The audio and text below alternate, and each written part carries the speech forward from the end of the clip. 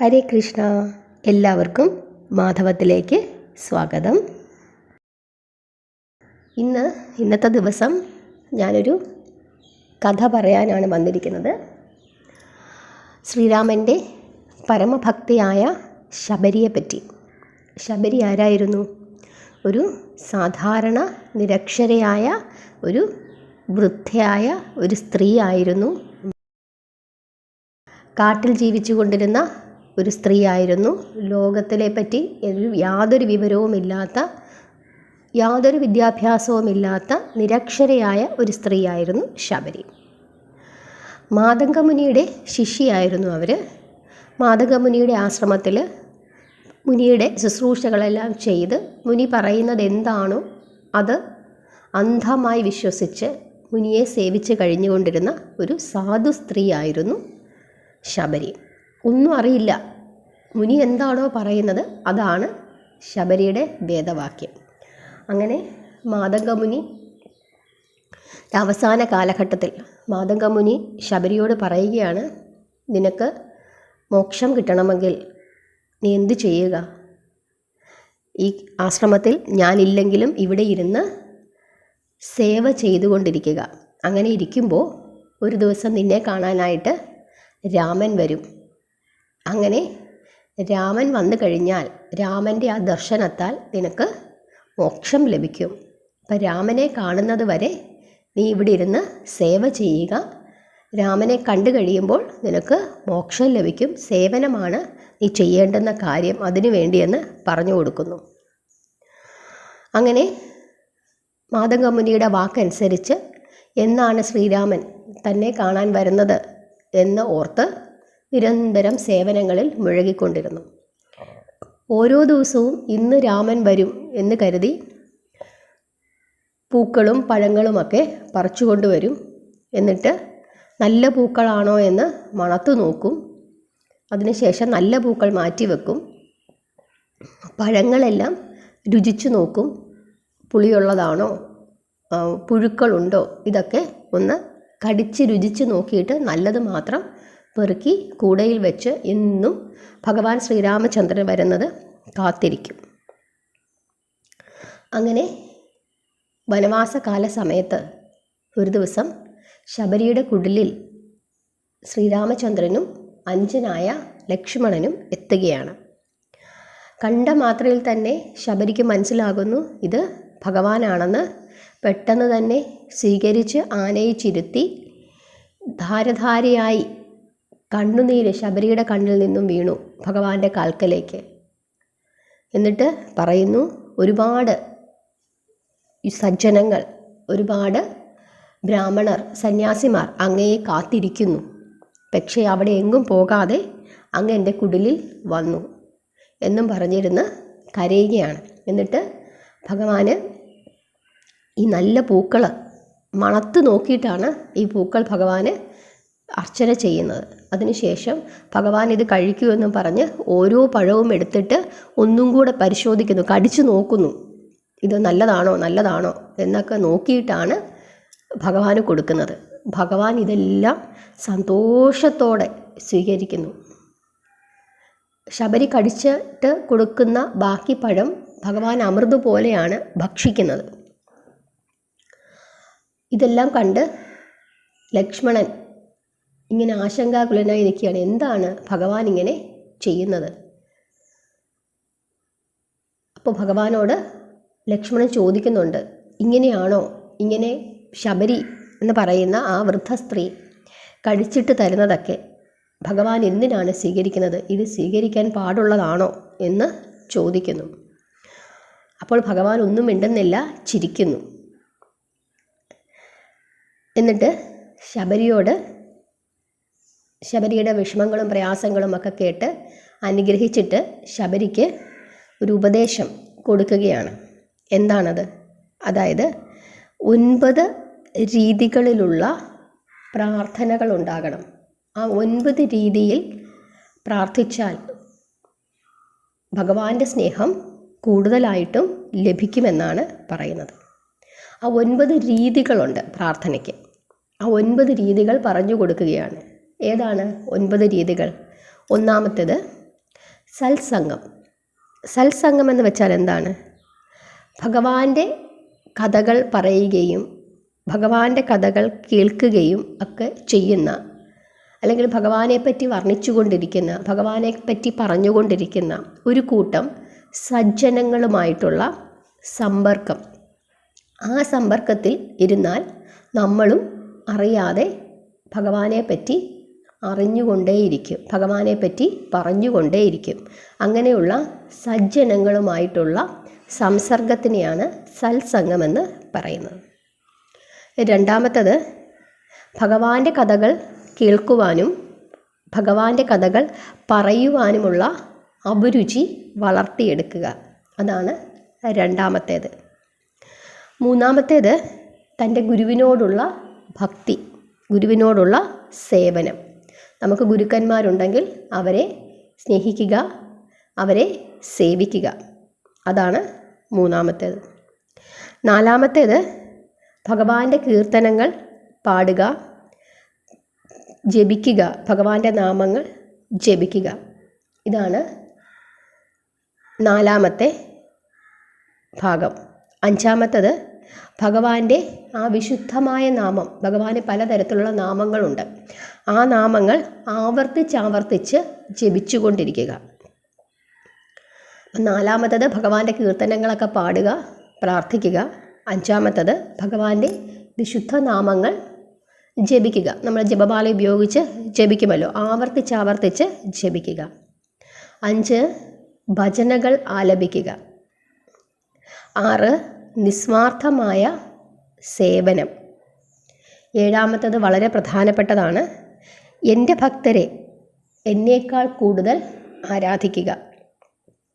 8, ആരിലും തെറ്റു കാണാതിരിക്കുകയും അവനവൻ്റെ ഭാഗ്യത്തിൽ സംതൃപ്തരായി ഇരിക്കുകയും ചെയ്യുക.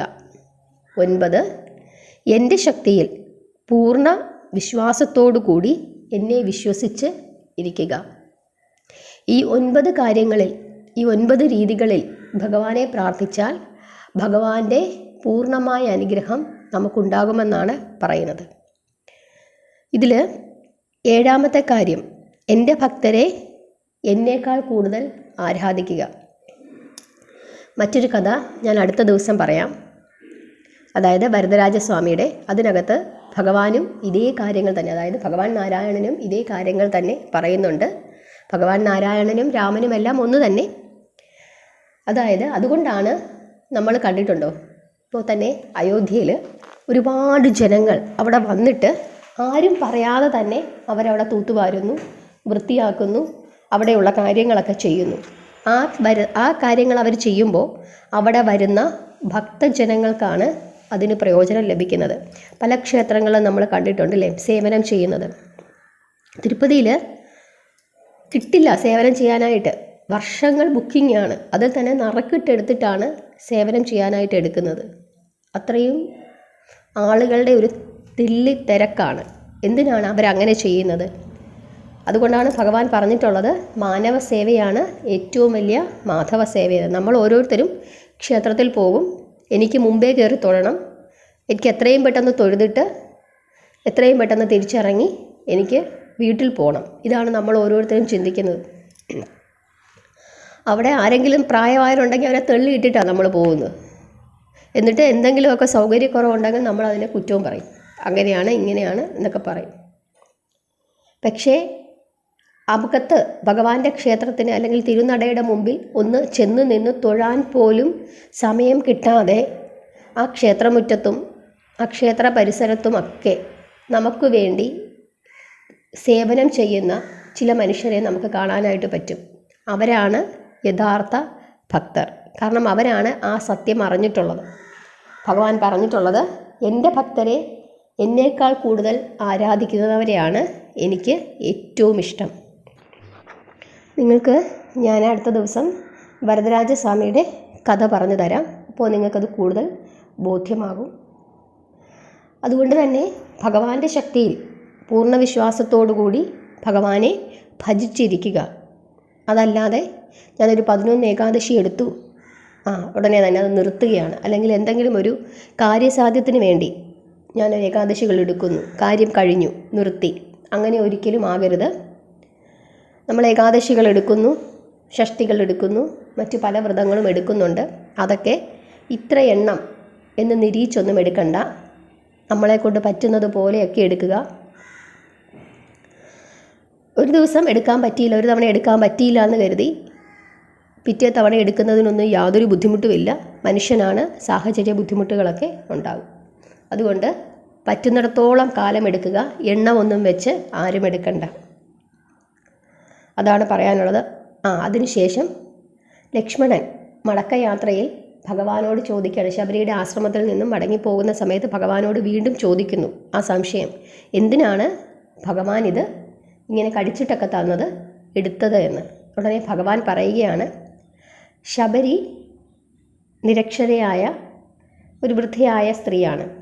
അവരുടെ ഉള്ളിൽ ഭഗവാനോടുള്ള ഭക്തി മാത്രമേ ഉള്ളൂ. അപ്പോൾ ഭഗവാന് കൊടുക്കുന്നത് ആ പഴങ്ങളായാലും പൂക്കളായാലും ഏറ്റവും മികച്ചത് കൊടുക്കണമെന്ന ആഗ്രഹത്തിലാണ് ഭഗവാന് ശബരി അത് കൊടുക്കുക. ശബരിക്കത് രുചിച്ചു നോക്കാതെ അല്ലെങ്കിൽ മണത്ത് നോക്കാതെ ശബരിക്കത് തിരിച്ചറിയാനുള്ള കഴിവില്ല. അപ്പോൾ ശബരിയുടെ മനസ്സിലുള്ള ആ നിഷ്കളങ്കമായ ഭക്തിയാണ് അവിടെ പ്രകടമാകുന്നത്. നിഷ്കളങ്കമായ ഭക്തിയിൽ ഞാനൊരു തെറ്റും കാണുന്നില്ല. അതിലെന്തെങ്കിലും തെറ്റുകൾ ഉണ്ടായാലും ഞാനത് പൂർണ്ണ മനസ്സോടുകൂടി ക്ഷമിക്കും. അവിടെ നിഷ്കളങ്കമായ ഭക്തിക്കാണ് ഏറ്റവും പ്രാധാന്യം.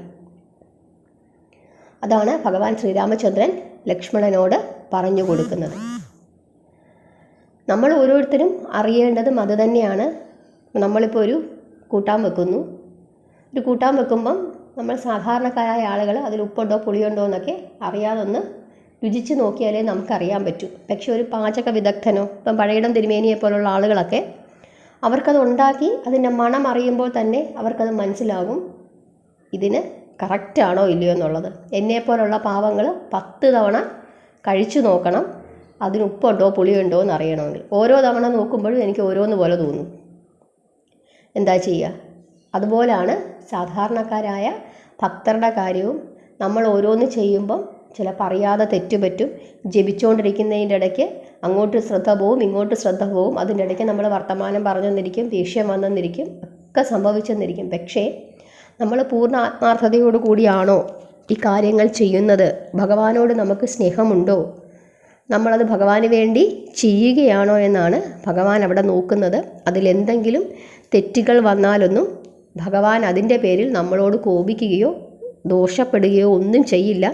അതുകൊണ്ട് എപ്പോഴും നമുക്ക് തോന്നുന്ന ഒരു കാര്യമാണ്, നമ്മളൊരു വ്രതം എടുക്കുമ്പോൾ അത് ശരിയാണോ, ഇത് തെറ്റാണോ, ഇങ്ങനെയുള്ള സംശയങ്ങൾ എപ്പോഴും ഉണ്ടാകും. അങ്ങനെയൊന്നുമില്ല. നമ്മൾ ഭഗവാനെ വിളിച്ച് പ്രാർത്ഥിക്കുക, ഭഗവാനെ സ്നേഹിക്കുക, ഭഗവാന്റെ കഥകൾ കേൾക്കുക, ഭഗവാന്റെ കഥകൾ മറ്റുള്ളവരോട് പറയുക.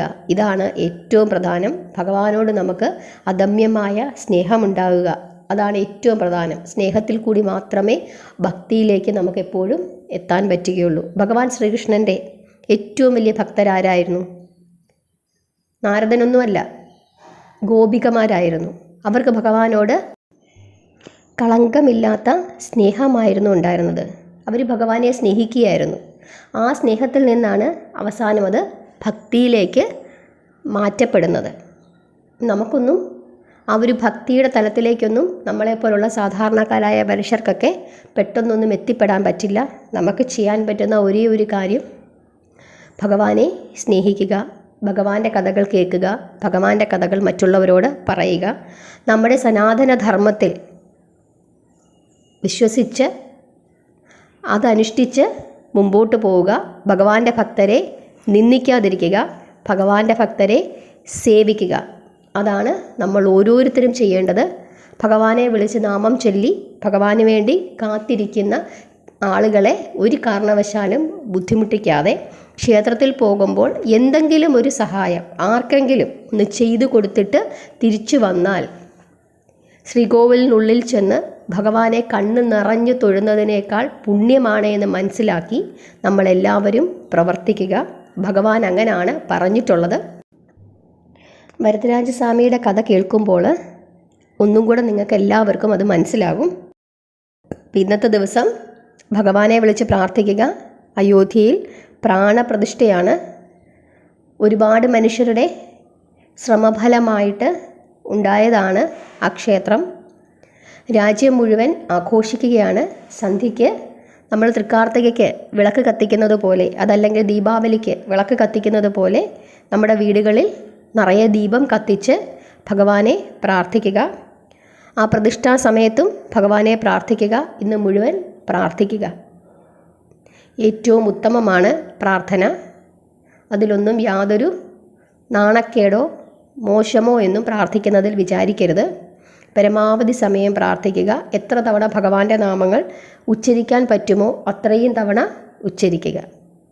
എല്ലാവരെയും ഭഗവാൻ അനുഗ്രഹിക്കട്ടെ. ഹരേ കൃഷ്ണ.